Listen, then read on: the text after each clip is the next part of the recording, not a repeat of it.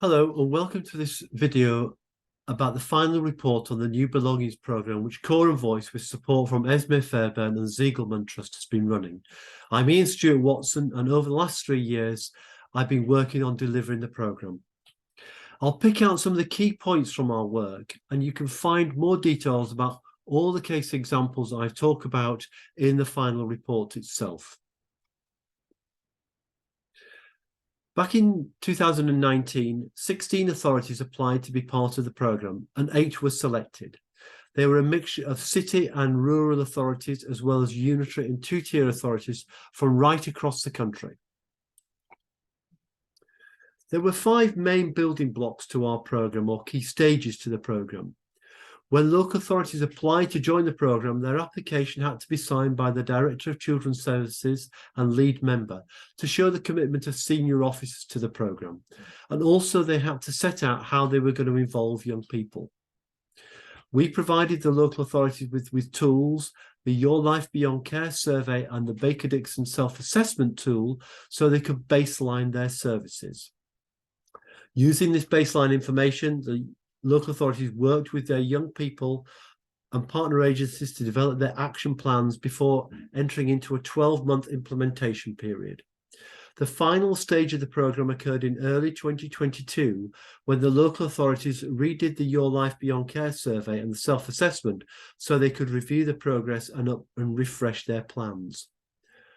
Throughout the running of the programme, there were 5 key themes that ran through the programme: the importance of involving young people and care leavers, the importance of senior leaders and their commitment that they showed, working with partner agencies because so many of the issues that care leavers face cannot be solved by leaving care services alone and need that wider partner agency involvement, and there was a strong element of co-production. So after all the part of planning and preparation we did, the COVID pandemic hit and the government restrictions came into force. This meant that our plans for face-to-face meetings had to be shelved and everything had to be moved online. The original plans for local authorities to have leaving care forums was not possible, and we moved to the world of Zoom meetings and Mentimeter.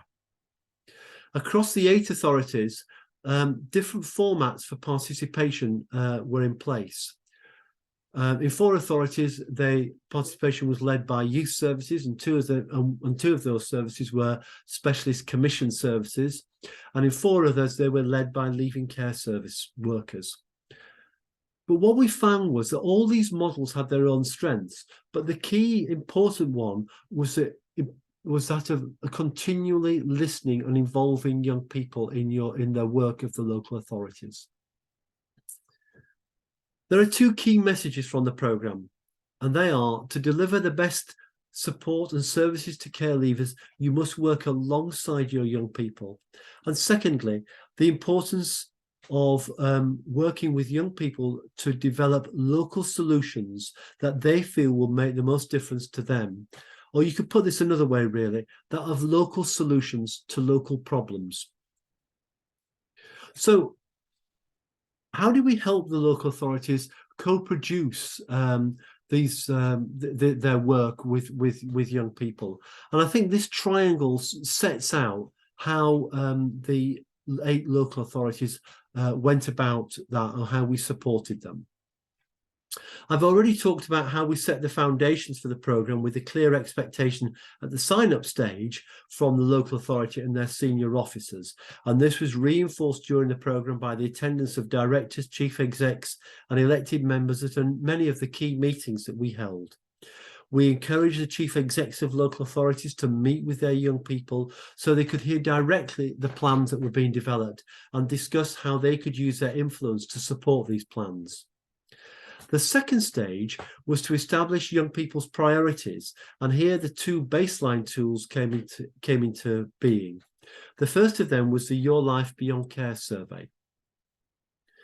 This is an online survey that has been developed by Core and Voice with young people and support from the Rees Centre at Oxford University, and looks at emotional well-being. That is, what makes life good for care leavers. The local authorities did the survey twice, And on each occasion, over 1,200 young people responded. And as you can see, there was a really high response rate on both occasions. And as one local authority lead said, having this data from hundreds of your care leavers, of your own care leavers, that a third of them don't feel safe where they live, or 20% of them feel lonely always or often, which is twice the level of what you'd expect to see in the general population for loneliness. It's really powerful and can lead to some really helpful discussions with partner agencies. The second tool that the local authorities used was the Leaving Care Self-Assessment, or the Baker-Dixon tool. This is a self-assessment that's based on statutory guidance and research, and we encourage the local authorities to complete it with their partner agencies. And I know this led to some really interesting discussions and realization how services did or did not meet statutory needs. The self-assessment framework is available. It's a free-to-use tool, and it's available on our website if you want to look at how you could use this further. Once the local authorities had gathered this information, we encouraged them to listen to their care leavers about what they felt was the importance for change. We provided the local authority with videos of the key findings from their surveys, and asked them to share them with their young people. And in North Tyneside, leaving care workers went out and asked a number of young people, what does this mean that North Tyneside needed to change? This then led into the third stage of the triangle, the joint working on action plans, using the messages from their young people through the survey and the ideas they got from the self-assessment, and also the priorities that young people had set to change. They started to develop their action plans. And at each stage, it was critical that young people were involved. So an example here from Hertfordshire is that they developed this menu of opportunities which set out how young people could be involved. The menu recognised that how young people would engage would vary. Some might only commit for a short period of time or only be interested in a specific issue. But it set out the options for young people and gave them the opportunity and valued their input, whatever the format that it took. The next, another key stage was how local authorities shared the progress they were making with their young people. Several local authorities had plans based on a "you said we did" model, which clearly set out the changes that young people could expect to see. Oldham used this in this format and then sent updates out via social media to their young people, and then gathered their views and asked for their opinions on what needed to happen next. In early 2022, the local authorities reran the Your Life Beyond Care survey and the self-assessment so they could see the impact of their work, and that also formed the basis for future planning. We met with young people in each of the local authorities to review how they felt their local authorities had been doing, and that information, together with the Your Life Beyond Care data and the self-assessment, formed the basis for their refreshed plans.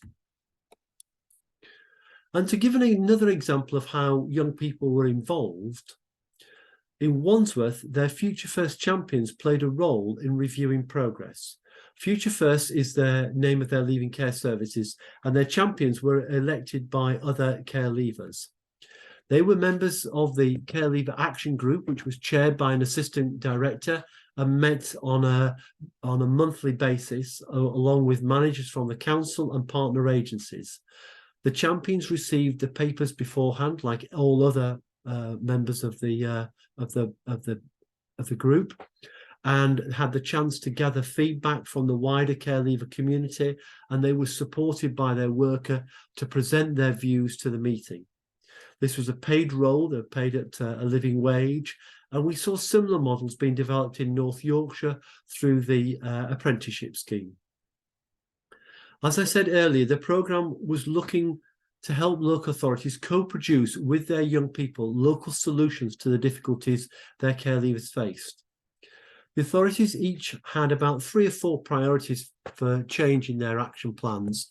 The main and most common one was about increasing the support from the leaving care service because of the importance that young people place on their leaving care workers, but also developing accommodation and housing options, services to support emotional health and well-being, creating employment opportunities, and helping with finances. And I just want to give a couple of examples now of what those local solutions look like.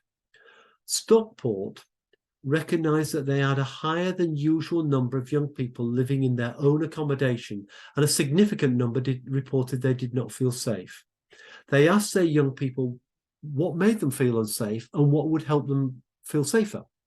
Young people came and said that they felt a video doorbell would actually help, so they could see through their smartphone who was at their door.